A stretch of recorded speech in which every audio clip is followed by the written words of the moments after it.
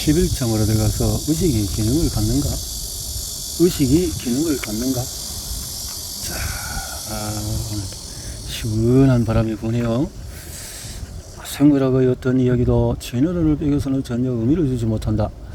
이 말은 도브잠스키의 명언이다.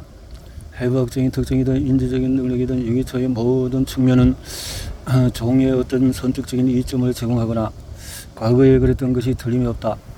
먼저 우리가 의식 없이 할 수 있는 엄청난 일들에 대해서 돌아보는 것에서 출발해보자.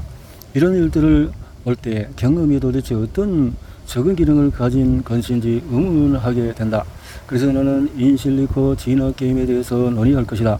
그 게임에 대해서 단순한 엘리베이터는 태어나고 죽는 수많은 세대를 거치면서 자신들의 환경에 적응하게 된다. 진화를 거듭할수록 그들의 뇌는 통합 증거를 계속 증가시키며 더욱 복잡해진다. 무의식적인 행동이 우리 삶의 모든 부분을 지배한다. 수년에 걸쳐 학자들은 의식에 대한 다양한 무교의 기능들을 제안해봤다. 그러한 기능들의 범위는 단기 기억, 언어, 의사결정, 행동계획, 또 장기 목표 설정, 오류 감지, 자기 모니터링, 타인의 의도, 추론, 유머 등등에 이르기까지 다양하다. 이러한 것들 중에서 어느 것도 받아들여진 것은 없다. 인류의 가정도 그간 정신이 아리스토텔레식으로 표현으로 예민한 영혼의 기능을 알고자 몰입해 왔음에도 불구하고 우리는 여전히 경험이 어떤 생존 가치를 가지는지 알지 못한다. 의식의 기능에 대한 신비에 더 깊이 빠져드는 것은 삶의 사건 대부분의 의식 범위 밖에서 발생한다는 것을 깨닫게 되면서이다. 삶이 우리는 전문가가 되면서 그런 기술에 대한 직관을 발달시킨다. 올바른 동작을 실행하거나 이유도 모른 채 올바른 정답을 알도록 기묘한 능력을 개발한다. 등등. 그럼에도 우리는 각각의 고유한 관심사의 필요에 따라서 오직 좁은 범위의 역량을 위한 전문성을 키운다. 어떤 사람들은 이러한 실험을 한계까지 끌어올려서 의식은 인과적인 역할을 전혀 하지 않는다고 주장한다. 전문용어로 부수현상이라고 말한다. 나는 이런 식의 논증을 믿을 수 없다고 생각한다. 단지 잘 연습된 단순한 실험실 과제를 수행하는데 의식이 필요치 않다고 해서 의식이 실생활에 아무런 기능도 하지 않는다는 것을 결코 함축하지는 않는다. 경험이 매우 유연하고 적응력이 뛰어난 행동처럼 직접적으로 선택되었다기보다는 다른 특성의 선택적인 부산물에 의한 것일 가능성 또한 고려해 볼 필요가 있다. 통합정보는 적응적이다. 통합정보에 이르는 경험 자체의 기능에 대해서 어떤 입장도 취하지 않는다. 어느 완전체이든지 무언가를 느낀다. 그것이 경험을 갖기 위해서 무언가 유용한 일을 해야 할 필요는 없다. 실제로 엄밀한 의미에서 경험은 아무런 기능도 갖지 않는다. 이런 상황은 물리학이 진력이나 전하의 유용성에 대해서 아무 말도 하지 않은 것과 유사하다. 물리학자들은 그 두 기능에 대해서 염려하지 않는다. 오히려 이 우주 내에서 진령한 시공간이 어떻게 휘어지는지, 전하 입자들이 어떻게 서로 밀쳐내고 끌어당기는지 등을 설명해 준다. IIT는 의식적인 두뇌가 진화한 이유에 대해서 우아한 설명을 제공한다. 세계는 다양한 공간적인 및 시간적인 규모에 따라서 엄청나게 복잡하다. 동굴과 땅굴, 숲, 사막, 매일의 날씨와 계절 등의 물리적인 환경이 존재하고 그와 함께 먹이와 포식자, 잠재적인 짝과 동료 등의 사회적인 환경이 존재하며 유기체가 출현하고 추적해야 하는 각자의 동기가 존재한다. 이것을 나와 여러 동료 연구원들은 오랜 시간에 디지털 유기체의 진화를 시뮬레이션하고 그것들이 주변 환경에 적응함에 따라서 두뇌의 통합 정보가 어떻게 변화하는지를 추적함으로써 이를 입증하기 시작했다. 그 시뮬레이션이 되는 생명체 애니메이터는 원시적인 눈, 근접 센서 두 바퀴를 부여받았다. 애니메이터는 정해진 수명이 있는데 결국 가장 우수한 30마리가 선택되어서 다음 세대 300마리 애니메이터를 번식한다. 새로 태어나는 각 세대에서 뇌의 설계를 규정하는 유전자 코드에 약간의 무작위 변이가 나타난다. 이러한 생명의 관점에서 자체의 몇 가지 힘에 의해서 태초부터 여러 또는 한 형태를 불어넣는 장엄함이 있다. 그러므로 이 행성이 고정된 중력의 법칙에 따라서 순환하는 동안에 아주 단순한 것에서 가장 아름답고 가장 경이로운 무서운 형태가 진화해왔고 지금도 진화하는 중이다. 진화의 계통에 따라서 서로 다른 지점에서 등장한 엘리베이터 내 통합 정부가 그것들이 잘 그리고 빠르게 미래를 통과하는 방법을 모색할 때 그 결과는 명확하고 설득력이 있다. 진화는 통합적인데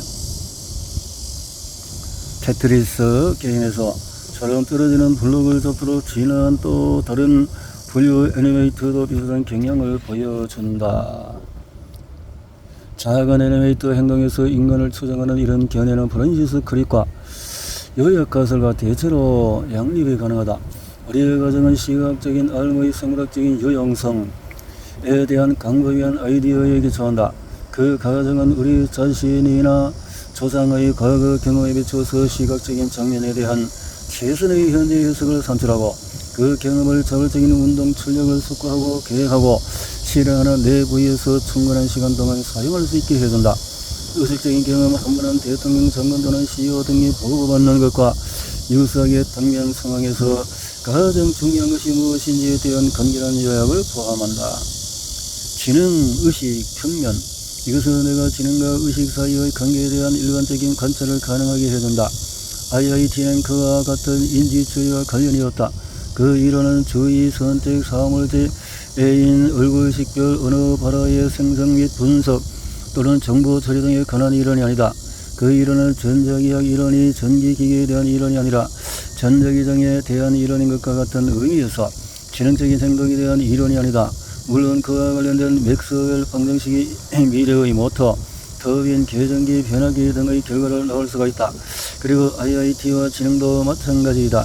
이러한 인실리코 진화 실험이 보여주는 것은 적응한 유기체가 적응한 서식지의 복잡성을 반영하는 통합성을 어느 정도 가진다는 것이다.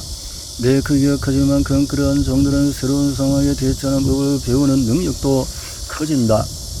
사람들이 새로운 아이디어를 이해하고 새로운 환경에 적응하고 경험을 통해서 배우고 추상적으로 사고하고 계획하고 추론하는 등의 능력의 차이가 있다. 지능은 궁극적으로 학습된 유연한 행동에 관한 것이다. 예를 들어서 개별 신경세포의 정교함의 정도가 동일하다고 가정하면 신경세포 수가 많은 신경계는 세포 수가 적은 데보다도 더 정교하고 유연한 행동을 할 것이며 뇌의 크기와 의식에 어떤 영향을 미치는가 그 물망이 클수록 작은 그물망보다도 조합에서 더 많은 잠재적인 상태를 갖는다. 이것이 의미하는 것은 다음과 같다. 큰 뇌를 지닌 동물종은 작은 뇌를 지닌 종보다도 더욱 놀라운 구분을 할 수 있을 뿐 아니라 뇌가 크면은 여기 다른 줄기의 여러 논점을 추정해서 표시한 그림이다. 지능과 의식을 연결하는 이 관계에서 예외는 대뇌 오가노이드이다. 이것은 인간 유도 만능줄기 세포에서 유도한 3차원 세포 집합체로 신경과학자, 임상의 엔지니어 등이 어린이나 성인의 성숙한 시작 세포 몇 개를 사용하여 조직을 성장시킬 수가 있다. 줄기세포 생물학과 조직공학의 놀라운 발전 속도를 고려해보면 생명공학자들은 머지않아서 통속에서 적절히 혈관을 형성하고 산소 대사물질을 공급함으로써 건강한 수준의 신경세포 활동을 유지할 수 있는 DNA의 비질과 유사한 얇은 조직을 산업적으로 규모로 성장시킬 수 있을 것이다. 그러나 한 가지 확실한 것이 있다. 이런 오가노이드는 기존의 감각, 입력이나 운동 출력을 전혀 갖지 않으므로 다른 공학 시스템, 특히 프로그래밍이 가능한 디지털 컴퓨터는 어떨까? 12장 의식과 계산주의 컬트 탄소로 진화하는 생명체와 실리콘으로 만들어진 생명체 사이의 경계가 허물어지는 미래가 빠른 속도로 우리에게 다가오고 있다. 그들을 유혹하는 목소리는 우리 시대의 이야기, 우리 마음은 우리의 내려오는 컴퓨터에서 실행되는 소프트웨어이다 라는 이야기의 살아있는 증거이다. 나는 여기서 프랑스 인류학자 클로드 레스 스트로스가 정의한 미토스 또는 특정 문화의 의미를 부여하는 명시적인 암묵적인 구음의 무언으로 안내하는 신념, 이야기, 수사법, 감수법 등 집합으로 사용한다.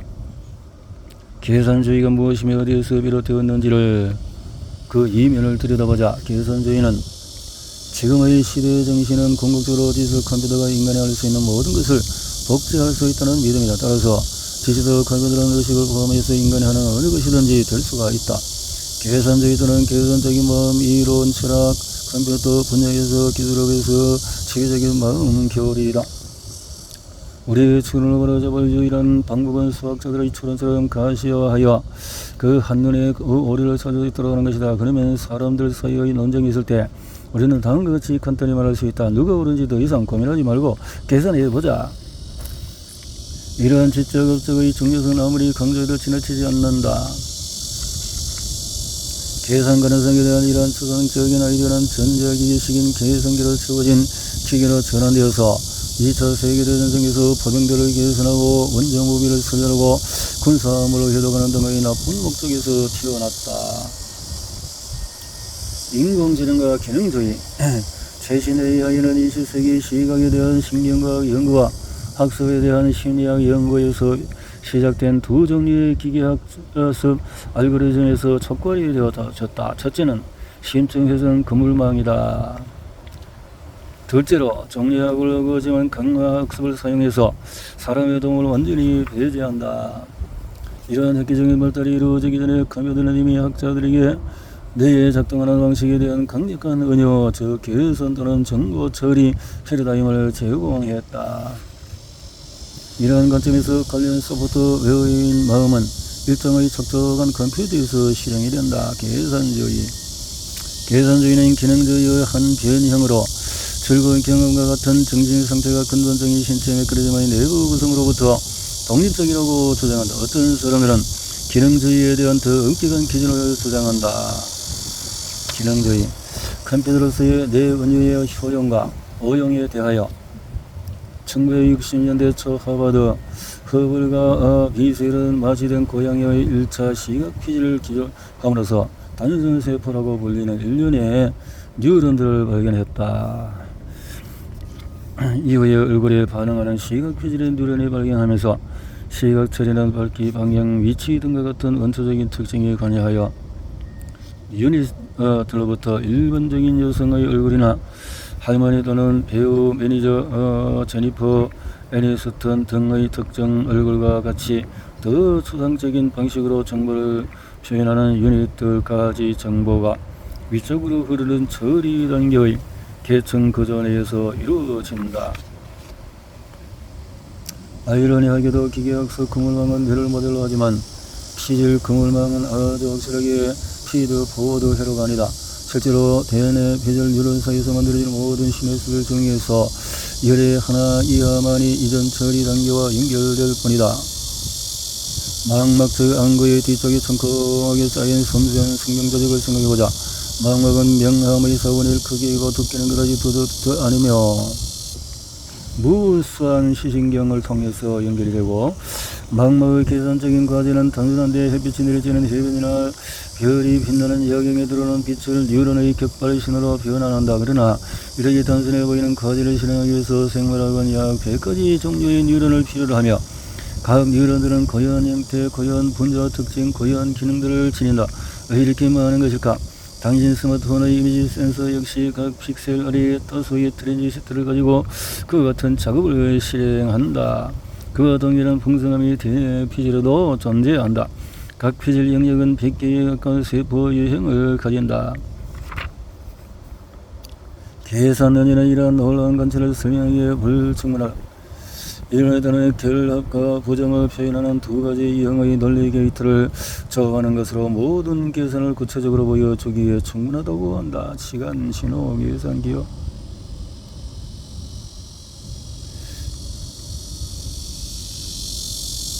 계산.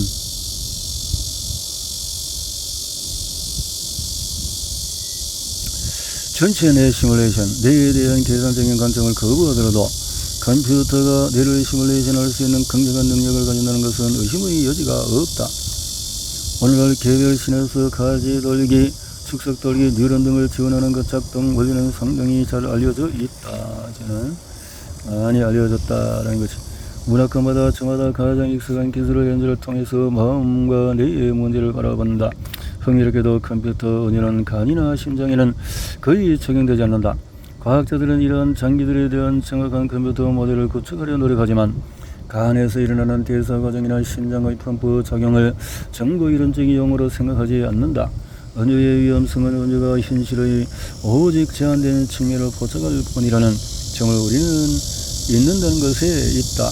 온 세상이 모두 무대이다라는 말은 존재의 일부 측면을 가리키는 뛰어난 시적인 화법이긴 하지만 당시 문화는 고용된 배우가 아니며 아무런 관객도 없고 어떤 극작가도 우리에게 대사를 써주지 않았다. 의식의 전역, 여런 작업 공간 이론. 나는 이 장을 마무리하면서 학계와 미디어에서 디제라티가 조정하는 핵심 교리에 따른 추측인 의식에 대한 계산적인 관점을 설명하겠다. 그 관점은 의식의 전역, 여런 작업 공간 모델에 가장 잘 요약되어 있다. 이 개론은 초창기 인공지능의 철판 구조물로 거슬러 올라가며 그것의 전문화된 프로그램은 공유 정보 저장소인 칠판 또는 팔에 있는 거부 장비의 상자와 인지과학자 대안에는 이러한 아이디어를 현대적의 구조물에 대응시켰다. 감각 퀴즈의 활동이 임계값을 초과하면 전역 점화를 촉발하고 그러면은 정보가 전역 이런 작업 공간으로 들어간다. 전역 작업 공간 이론의 주장에 따르면 의식의 신경상간물은 신경상간물 NCC는 자극이 시작된 후에 비교적 늦게 발생하며 전두두정이와 그물망을 포함하는 감각위험 피질 상호작용에 의존한다. 이러한 과정에서 의식이라는 인간대가 실행하는 특정 유형의 알고리즘의 결과이다. 의식 상태는 관련 감각, 입력, 운동 출력, 그리고 기억, 동기, 경계, 내적 변수 등에 대한 기능적인 관계에 의해서 온전히 구성이 된다. 우리가 의식이라고 부르는 것은 특정 유형의 정보 처리 계산의 결과이며 그 하드웨어에 의해서 물리적으로 실현이 된다.